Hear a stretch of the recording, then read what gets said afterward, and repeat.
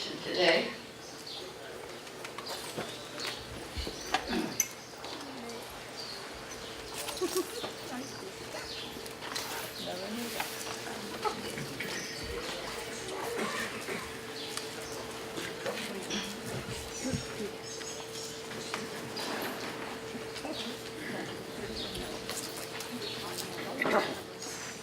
Good morning. Wait, isn't it on? Yes, it is on. Can you hear? No. No, it's out now. Okay. Good morning. Okay. Let's get comfortable. Feet flat on the ground.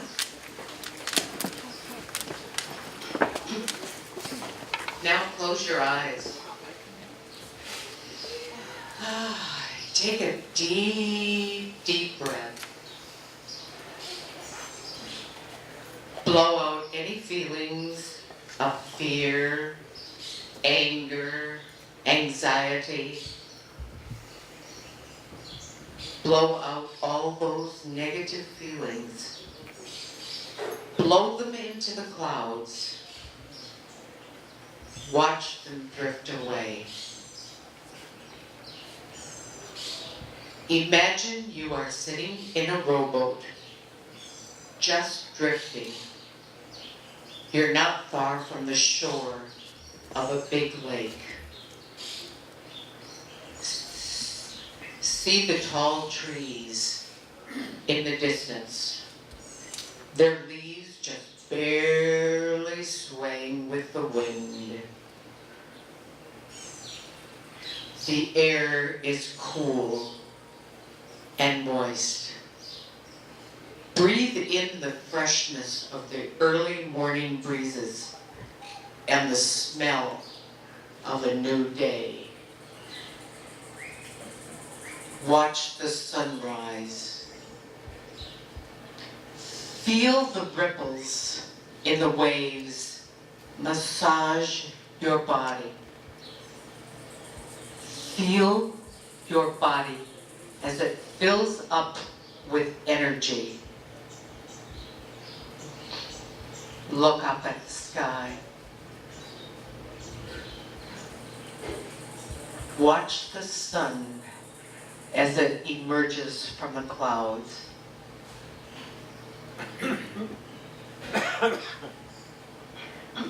Take another deep breath.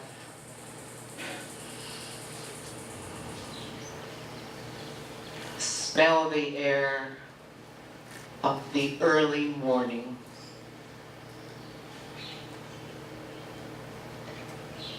Now open your eyes. Savor this new day and be thankful you are here to enjoy it.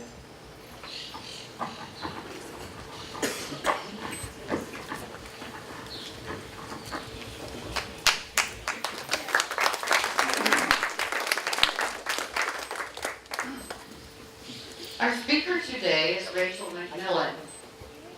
The topic is "End to All My Relations." That greeting is part of every welcome and every introduction in the native tribe or band that Rachel McMillen visited in her 30-plus years of sailing the Northwest coast. She maintains that every time it is spoken, it reaffirms their absolute belief that they are one with the earth they live on and all other creatures that inhabit it. It is a belief that works not only with today's environmental challenges, but with agricultural and land use issues. It's a belief that encourages a sustainable economy. Rachel will talk about what this belief can teach us. Rachel McMillen is a wife, a mother, a teacher, an adult educator, an accountant, a computer program developer, and an author. I notice here we have two beautiful books.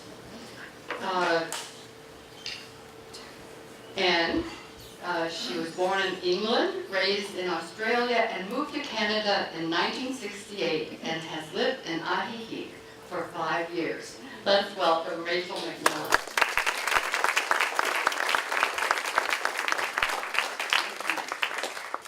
Thank you. I'm really not that old. I mean, it sounds like I've done all these things, but I haven't been here for years.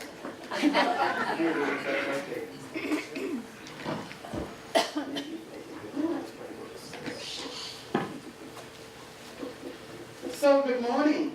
Good morning. Welcome to each and every one of you, and to all my relations. Thank you.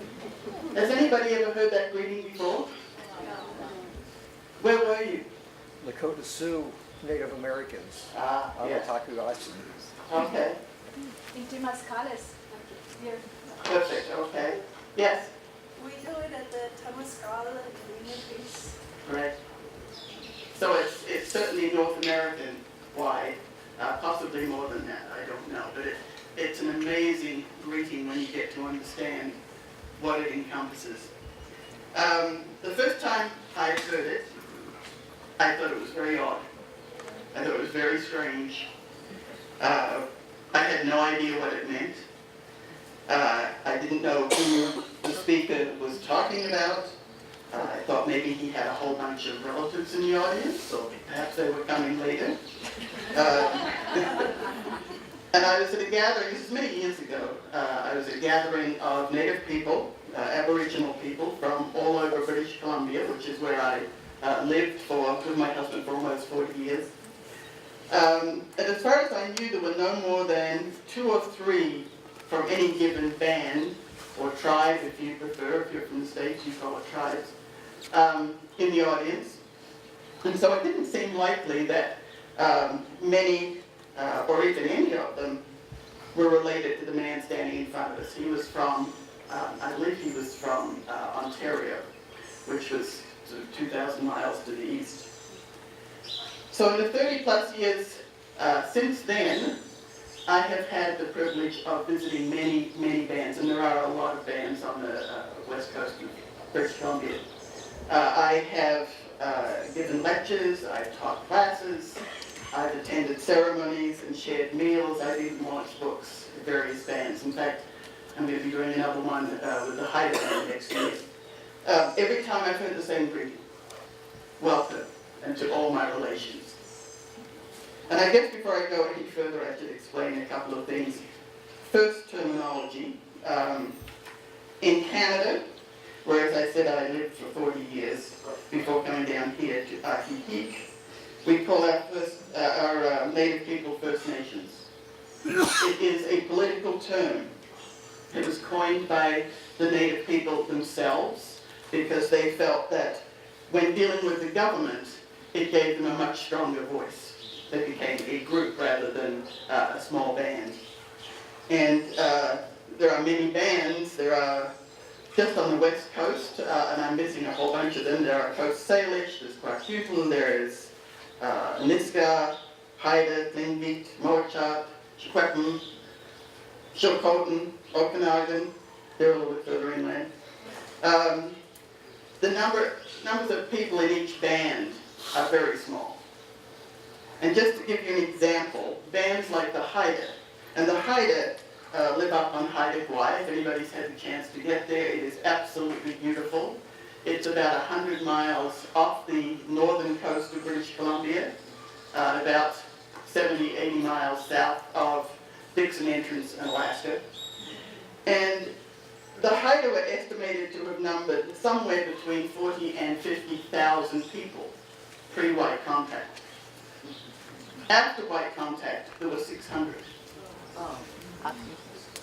That's the difference. And so many of the villages are abandoned. If you go up there, you can go and travel to various old town sites where you'll see some wonderful totems, but you won't see any people.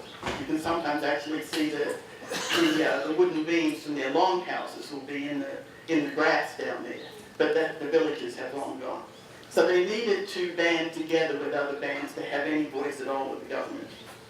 The Haida are slowly rebuilding. I think their numbers are up to probably 1,800 now, and they're spread between 3 or 4 villages, but one of those villages is in Alaska, so again, it doesn't add to the numbers in any given country. So I think probably much the same happened in the US, I'm not sure. But I know there you refer to your Native Americans as Indians and to their nations as tribes, and it doesn't matter. Either way, they are original inhabitants now of our respective countries. They share many facets of ideology and culture, and archaeological work that's going on now, interestingly enough, is showing that their version of how long they've inhabited America and Canada is much more accurate than the scientists had originally said. In fact, up at Haida Gwaii, they're now doing underwater research because the water once was much lower. And so they're doing research and they're finding that there is remnants and proof they've been there probably 40,000 years. Which their history, their verbal history, has always said. Our scientists have not. And actually, talking about terminology, there's a funny story I'd like to share with you.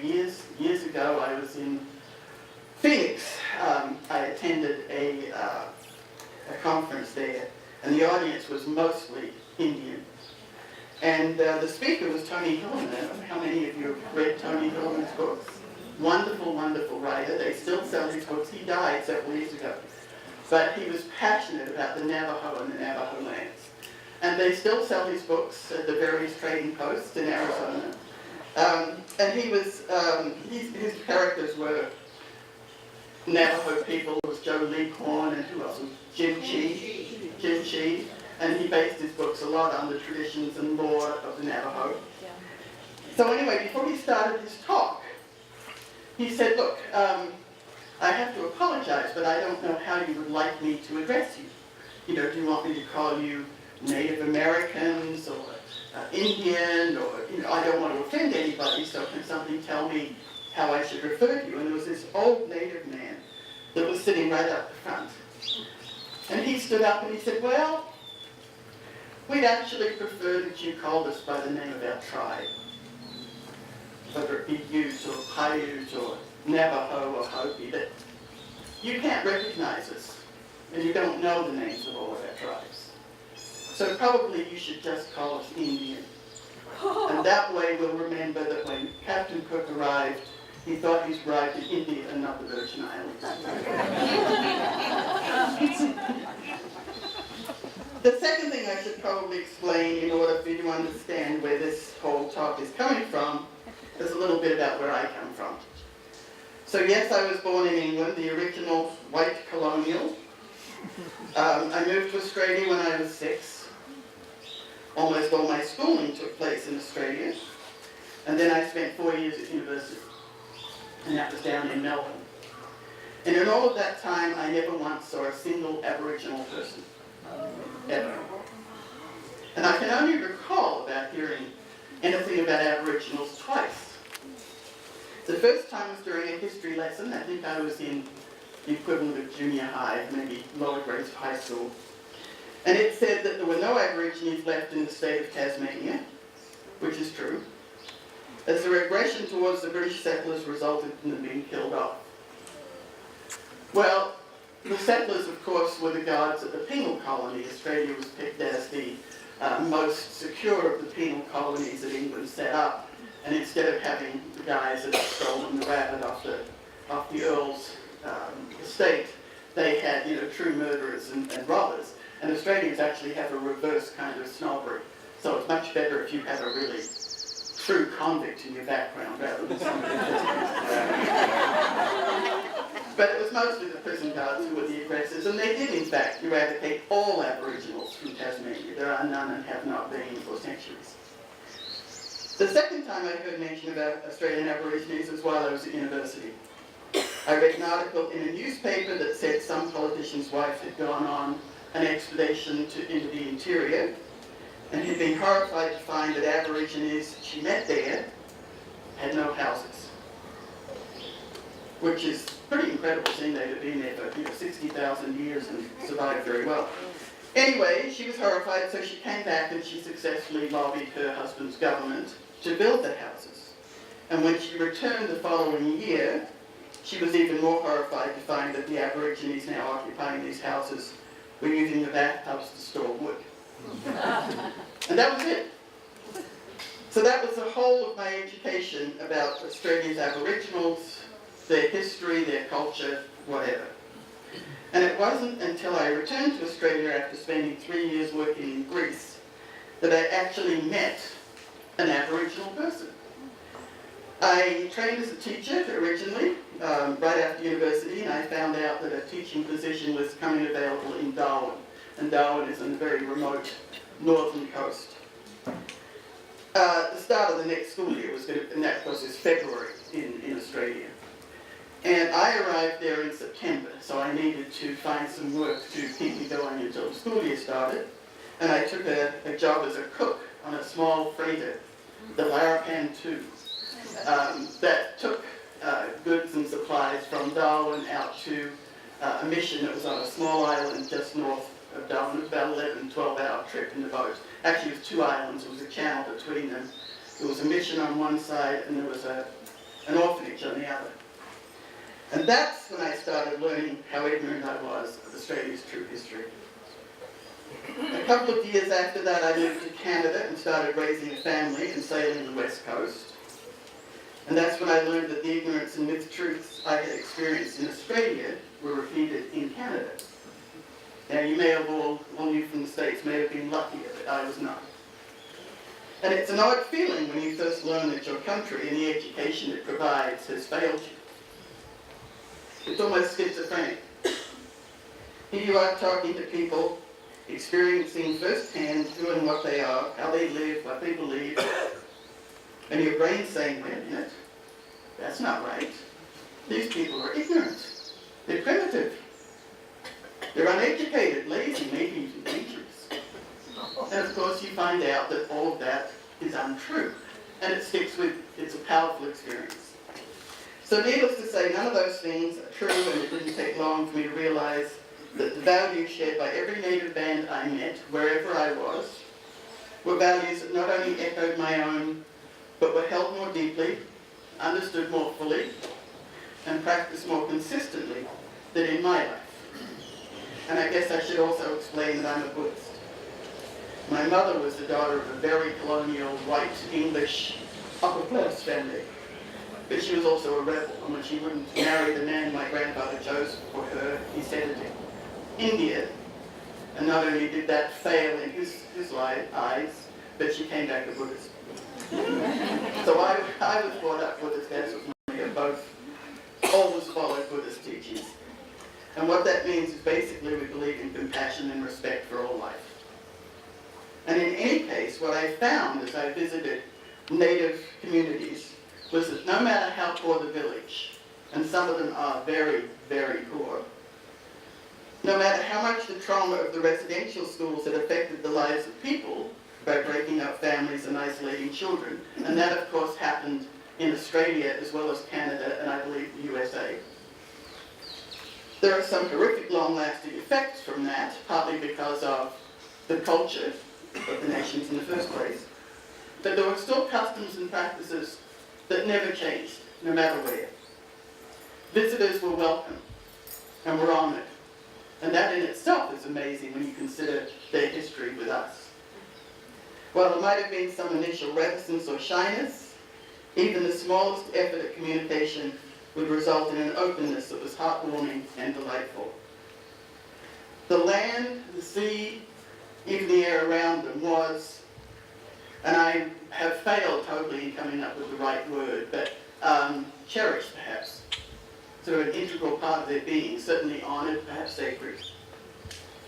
Whatever it is, they are somehow completely attuned to the place they live. They're a part of it, and it is a part of them. That, of course, is one of the reasons why they've had and still have so much difficulty creating new lives for themselves when they've been forcibly moved from their original homes to our artificial reservations. And in Canada, unfortunately, because the bands were so small, the government legislated that at a certain point in smallness, if I can put it that way, they had to move and join with another band. So we have quite a few reservations where there's actually 5 or 6 bands living there, which creates a whole other set of problems. They've lost that attachment as well as their history and traditions. They have left behind the ancestors who they believe provide them guidance. And I hate to keep using them and they when I'm talking about these people because it seems to set me apart, but the truth is they're living a very different life than mine. I'm an environmentalist as well as a Buddhist. That's possibly an oxymoron, but it's true.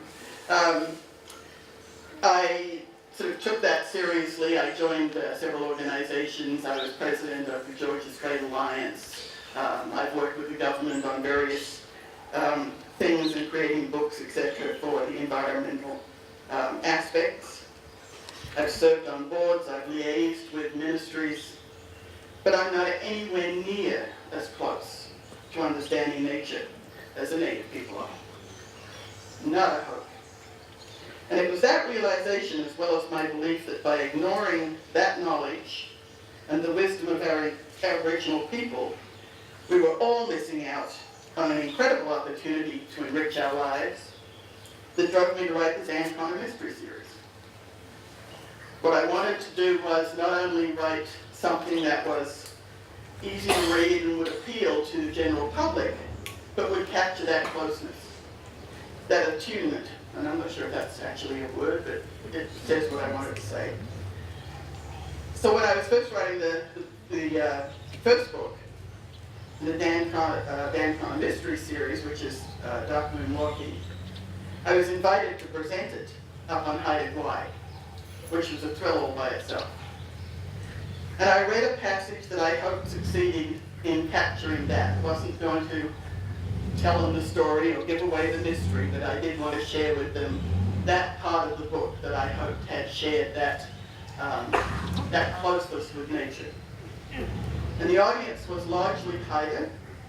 And when I finished, one of their counselors, James Chapala, who has remained a friend, stood up and thanked me, and he said, and I'll always remember this, you're one of the few white people who actually get it.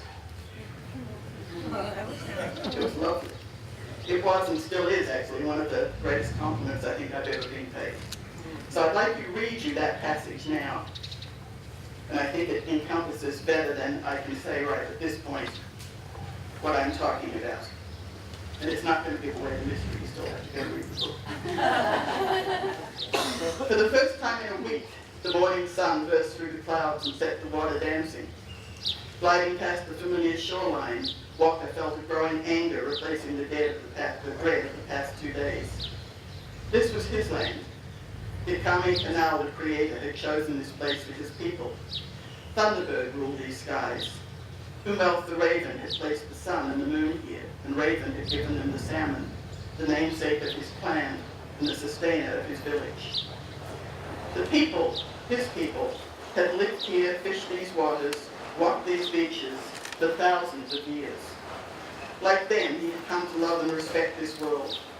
He knew every bay, every cove, and every inlet, not only by its shape and depth, but by its scent and the rhythm of its swells. He knew what lived there and where it lived.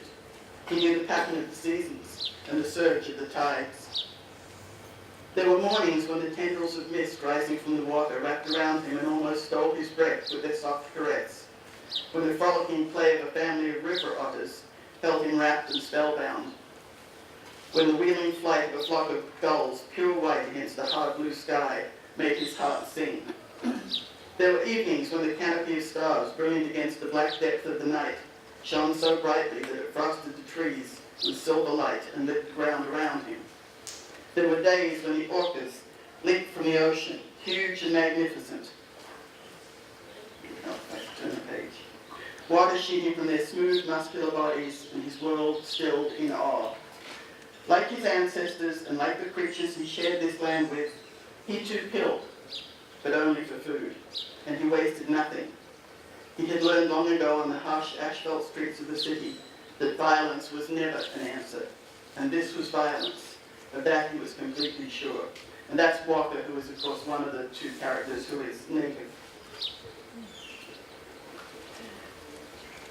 You and I, all of us I think, have lost that connection. Even if we are lovers of nature. We don't have that close connection. We've all left our homes, among other things, and moved to a different place. Native people have not. And it's exactly that connection that they honour every time they utter that greeting, and to all my relations. They are not talking about their uncles and aunts and cousins, although they too are included. They're not talking about sons and daughters, or mothers and fathers, or grandparents, or nephews or nieces, although the greeting embraces them too. All my relations means exactly that. All my relations. The trees, the plants, the birds, the animals, even the earth itself. All my relations.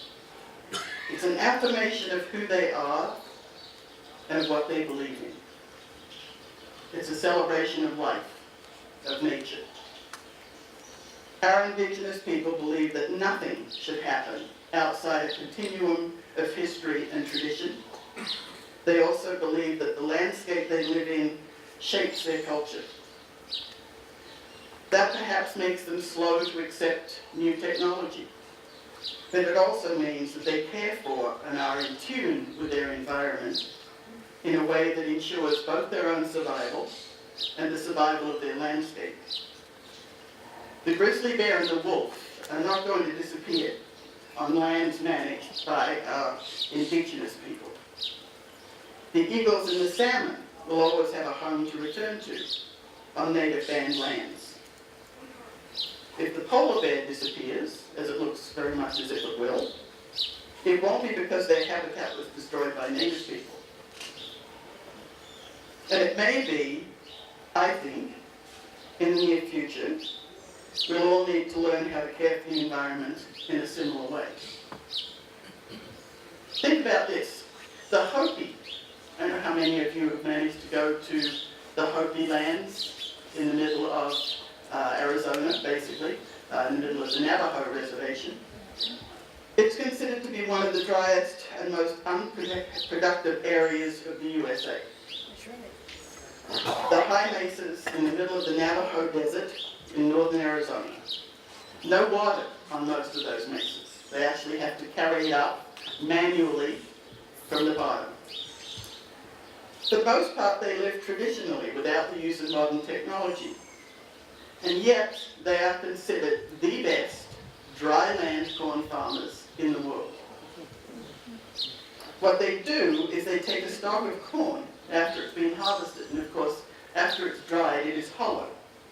And they cut it into lengths, they poke a hole in the earth, they put that length of corn stalk down into the hole and drop down one seed of corn.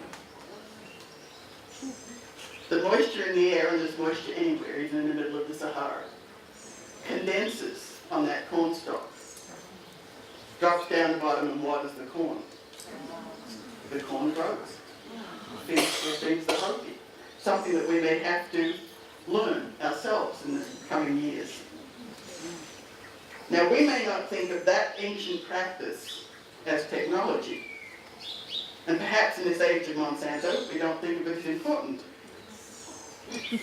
Yet the Israelis successfully copied the Hopi methods when they planted orange trees in the Negev desert, which now bloom and produce oranges and have turned the desert green. They made hollows in the sand, and they lined those hollows with foil, plastic foil, poked a hole in the bottom, planted the orange seed. Again, it collected the condensation from the desert air and watered the tree. So now you have very healthy orange trees in the Negev. So could it be that with the droughts that are happening throughout much of the world, we are going to need to do the same? Those of us who are Buddhist, and in fact all of us here, whether Buddhist or not, have heard the word Om. Om is simply a mystical syllable, an affirmation to something divine, a symbol for an abstract spiritual concept, maybe even the sound of the universe itself.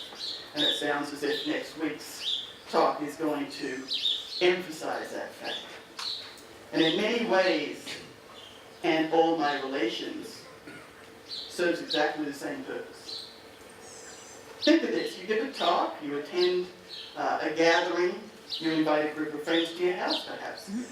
You welcome each and every one of those people, and then you add, and to all my relations, as I did here this morning. With that one phrase, you've not only reached out to embrace each other, you've embraced the whole world, the whole universe. You have asserted and affirmed that you are a part of it, that you belong. And what does that do? It ensures that you care for every living thing, all my relations. Even as you say it, you understand in the most innate, internal, basic way the importance of everything. A blade of grass, a tree, a sparrow, a mouse, all my relations. You understand that everything and everybody is equal. You understand compassion in its truest sense. The original culture of our native people is, in many ways, very close to Buddhism, at least Tibetan Buddhism. And actually, interestingly enough, when I first went to the Hopi reservations, they have feathers tied to shrubs, and they serve exactly the same purpose as the prayer flags in Tibet. They're given to members of a given kiva by their leader, and that carries prayer to the Creator. So there's some kind of link there. There's also sand paintings, mandalas, which are interesting. The belief in the native cultures is that there is a Creator. There are spirits, both good and evil. There's a strong belief in the practice of humility and simplicity and generosity. And in fact, that's what potlatch is all about, which was outlawed for many, many years, but it's about redistributing wealth. They believe in honoring their ancestors and each other. In fact, recently the Haida Nation, remember I said there at the most 1,800 people, they asked the Field Museum of Natural History in Chicago, which is one of the most famous and well-respected museums in the world, to return and repatriate the remains of 160 Haida ancestors, remains that had been removed from Haida Gwaii by the museum's founder. And the museum agreed. Now you would think that with their tradition of honouring their ancestors and with all they've gone through, that the Haida would be so eager to go and regain these remains that they would leap on a plane as soon as the permission came through and fly to Chicago. But that didn't happen. Instead, they took over a year to prepare. They prepared a welcome for these ancestors. They had elementary school children make button blankets for each one of those 160 ancestors, which of course ensured that the children not only learned more of their culture and heritage, but also participated in it, and thus continued that line. They had their high school students make bentwood boxes to house each of the remains, and other students painted them with traditional form-line paintings representing Haida family crests. Now remember, there's no way that they know who these ancestors were, but they know that they're going to welcome them back. They raised over $100,000 within their own tiny community in order to pay for the materials and the transportation. And then they trained and prepared a group of their own people to fly to Chicago, where they spent a week with the ancestors themselves, nobody else, before carefully packing the remains into the button blanket-lined boxes. And after they returned home, there were ceremonies back in Haida Gwaii to welcome each ancestor back home, and then each was reburied in sacred ground. And I believe some of them might have been reburied in mortuary poles. If any of you know the Haida tradition of burying the dead in mortuary poles that tell the story of the family. So the Haida Museum staff, who organized the repatriation, the children who helped create the blankets and the boxes, the team that flew to Chicago, the people who were involved in welcoming the remains, the 160 ancestors themselves, as well as thousands of others whose remains were removed by the anthropologists, archaeologists, or simply collectors and souvenir hunters, are all part of that wonderful, all-encompassing continuum included in all my relations. Every time those words are spoken, it reaffirms the absolute belief that they are one with the earth they live on and all the other creatures that inhabit it.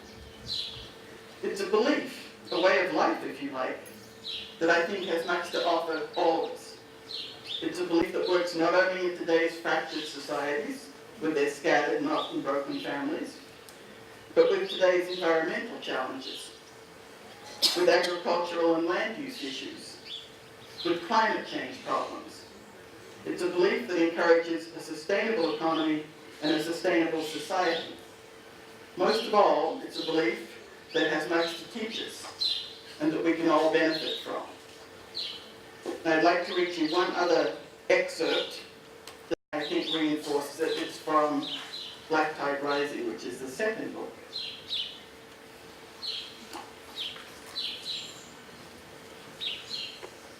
Walker pushed aside a low ranch and turned his canoe into a narrow channel. On his previous visits to the island, he had explored many of the rivers and creeks that carried the rain from the top of the mountains down to the ocean, but not all of them, although that was unimportant. The twisting waterways were the lifeblood of the earth, and he was at home on all of them. He had been born into the Raven clan, but his family crest, his namima, was the salmon. It was salmon who had emerged from the sea long before the Great Flood, taken off his mask, and transformed himself into the human ancestor of Walker's family. It was salmon who had given his people their vast knowledge of the ocean and the tides and the rivers. It was salmon who had taught them their stories and their dances and given them the masks they used to honor him, generation after generation, in the ceremonies of the Hamatsa and the potlatch. The rivers and creeks Walker traveled were where the salmon came to spawn and die, giving life to the bear and the wolf and the eagle, and nourishing the earth even as they laid the eggs that would become the next generation. They were where the deer drank and the otter swam. They were where the oceans began and where they ended, having transformed into the rain that completed the endless circle of life. He was part of that circle, and it embraced him wherever he went. He had seen many of the island residents since he started out that morning. A family of otters that slid down the bank to play beside him. A pair of raccoons who watched his progress with bright, curious eyes. Mink darting among the trees. But he hadn't seen any sign of Jared and his group, or of Margaret and her captor. Okay, that's sort of a teaser on the mystery. So, I don't know. I haven't spent a lot of time with Native bands in the USA. I've spent some time with the Navajo. I visited the Hopi. I visited the Makah. I have been invited to write the 5th Dan Connor mystery set in the Makah area in Washington, which I'll probably do, although I don't know a lot about them, so it'll be an interesting visit when they take me out whale hunting. But that's okay.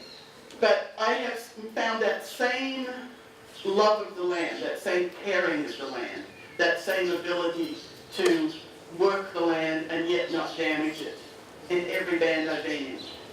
Same is true in Australia with the Aborigines. And in fact, David, I believe, has spent some time with the Aborigines and understands how they care for the land. And I think it's something we're all going to have to learn, whether we like it or not. I think many of us here are already part of the converted. We are already aware of our environment. But it's going to have to spread beyond us to everybody. And it's going to have to spread fairly quickly. But anyway, that ends my talk for the day. I thank you for each of you, and I thank all my relations. And if you have any questions, I would be delighted to.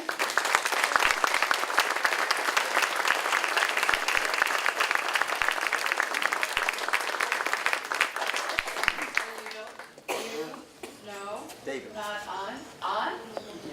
The routine. If you have a question, raise your hand. Somebody will bring you the mic and hold the microphone like that, straight out and close to your mouth. Very nice profile. You speak fondly of the Hopi. Yes. I don't know if you're aware, but their ancestors actually migrated from Mexico. And in the state of Sinaloa, about 50 kilometers north of Mazatlan, on the day of the spring equinox, all the two-legged relatives, relations are available to go there. They're welcome there for that spring equinox ceremony. Beautiful.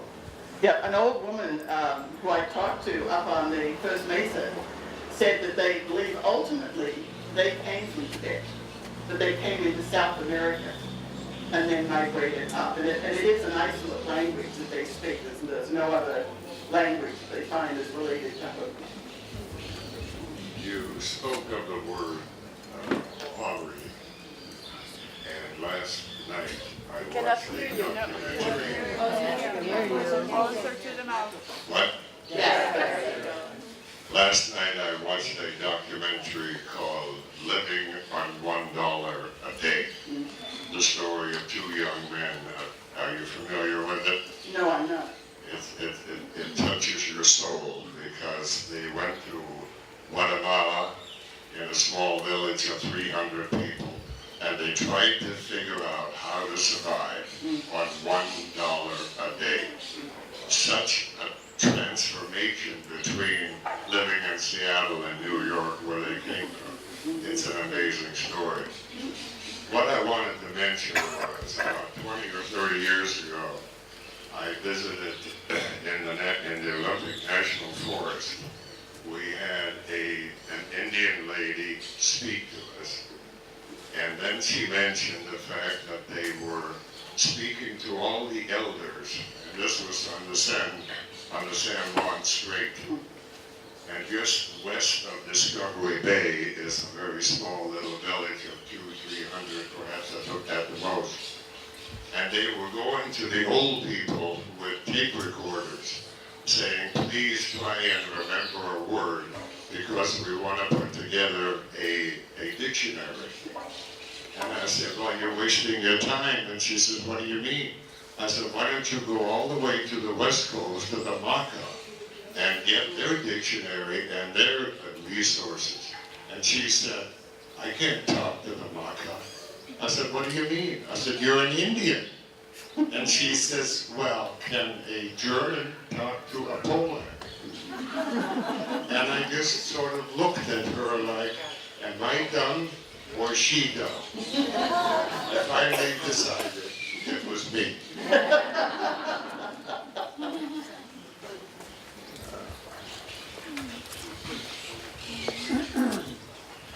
I was wondering if each of the bands have a unique, distinct language, and if so, when they made 4 or 5 bands live together, did they tend to coalesce into one language? The bands are members of a greater organization, if you like. So the Kwakiutl, I can't say the word right, they're Kwakwakawak people. Each one had a slightly different dialect, in some cases quite different, but basically the structure was the same. So I don't know personally of any particular groups where the language is totally different, that there are similarities. Part of the problem in Canada is the residential schools often took the kids for thousands of miles. And so they'd take a 6-year-old from a family on the west coast of Vancouver Island, and that 6-year-old would end up in a school in Saskatchewan. And so trying to link those families back up and teach them their original language, where there are still original language speakers around, which isn't always true, has been very difficult. And what's resulting is a language which is in many ways similar to their original language, but with differences. Because you might have one language speaker that was speaking that dialect and one language speaker that was speaking that one. But they, depending on the band, they are doing an amazing job, particularly the Haida. Rachel, I have a question over here by the tree. Rachel, over this tree right here. Oh, sorry. There's trees everywhere. Okay, That is the tree, yes. My question is there a lot of looting in the totem poles up in the Northwest? Is there a problem with people coming in and taking artifacts away, or is that protected somehow? The majority of totem poles, there are totem poles of different designs and different shapes all through the Northwest, and I'm talking specifically of British Columbia now. There are still a few, but not nearly as many. In Haida Gwaii, for instance, and I keep referring back to Haida Gwaii, partly because it's remote, and partly because it is probably the greatest treasure trove of old totems. It's a conglomeration of about 50 or 60 islands of various sizes. The two main ones are pretty large. The remaining Haida are all together on one island, the most northern island, Graham Island. And so they have two communities there. They have Old Masset and they have Skidegate, which both communities have a lot of totems. But all the other sites are deserted. So there's really not a lot they can do to completely protect them. Having said that, they have now joined in a partnership with the Canadian federal government, and it's the first of its kind, to form a park. And so Haida Gwaii has become a fully administered park. And in the summer months, which is when most of the tourists go there, obviously, the Haida put Haida watchmen in each of the major sites. And they greet any tourist that arrives and explain the cultural traditions and the sites and everything else. And that's done a lot to help protect them. But having said that, there are still people that go in and cut down totem poles, take them off in their boats.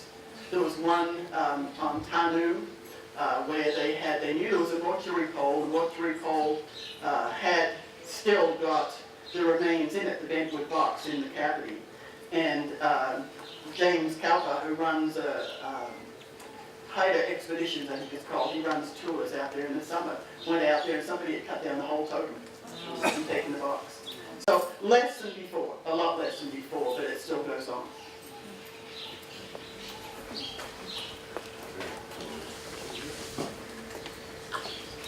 If this group that was 600 has grown to 1,600, have they brought in outsiders, or there would be a problem with inbreeding?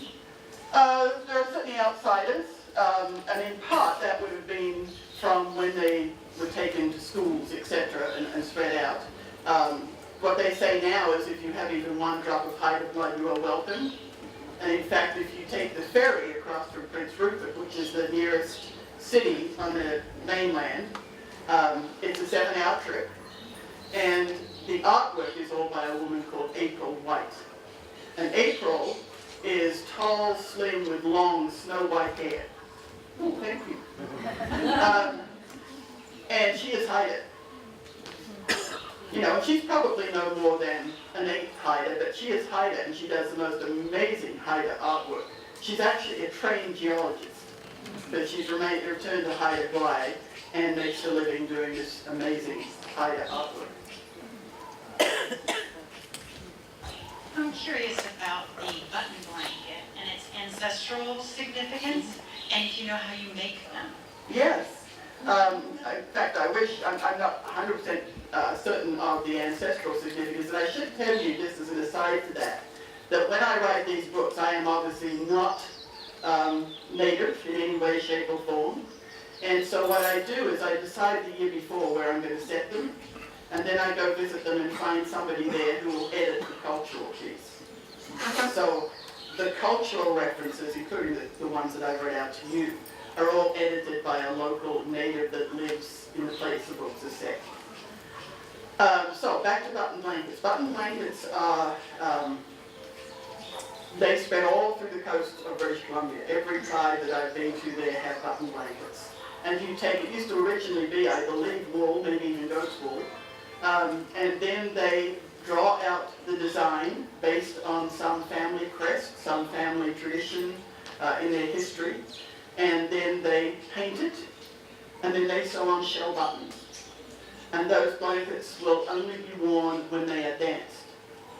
So they are danced as part of a family potlatch and introduced to the world, and then they stay with that person until they die. And so then they're used well, they were used in the big wood boxes to hold the remains. What is a potlatch? A potlatch, they have two major ceremonies on the coast. One is the summer ceremony, which is a potlatch. You could have more than one potlatch in a given year, but normally it was a summer potlatch. And if the chief, or one of the hereditary chiefs, or anybody else had become very successful, they'd had a wonderful year in terms of catching salmon, or they had been given coppers. They used to trade in coppers that were amazing pieces. Then they would hold a potlatch. And the idea of a potlatch was a ceremony of all would go to the longhouse, and they would give away the wealth. They would give everything away. So there'd be food for the people, there would be blankets, there would be whatever it was, and they would give away the wealth. It was all about redistribution of wealth. The Hanatsa, which is the winter ceremony, is where they dance their traditional dances that honor their ancestors. And that's like the Hopi secret keepers. Generally speaking, nobody will be invited to a Hanatsa. They're not open.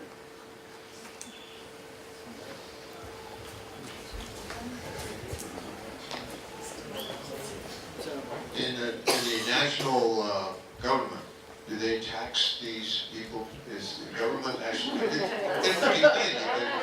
Okay. Yes and no. I mean, that's always an ongoing political argument. Right now it's very active because there's an election on. But if you're a business based in a city and you sell something to a native person on the reserve, it is not taxable. Okay? If the native person works off the reserve or comes into your store off the reserve, it's fully taxable.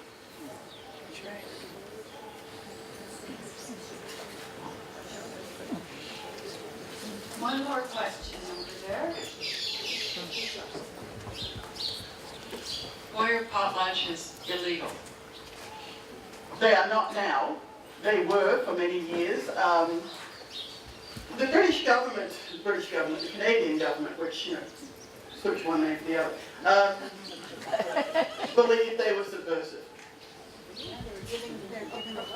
They were giving their wealth away. The church didn't like it, and the church was very active. The church was who the government hired to run all the residential schools, and they felt that it probably, and I'm guessing, that it strengthened the bonds between the natives, which they wanted broken, and that it was a subversive activity. They probably, in my estimation, they didn't really understand what was going on. I doubt if any of them had attended a potlatch, but it just seemed like something they didn't want to keep going. All right, well, that was absolutely marvelous and thank you.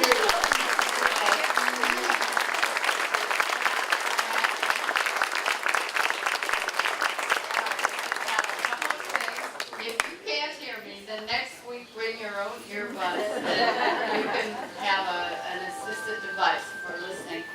So that will conclude today's session. Please stack your chairs and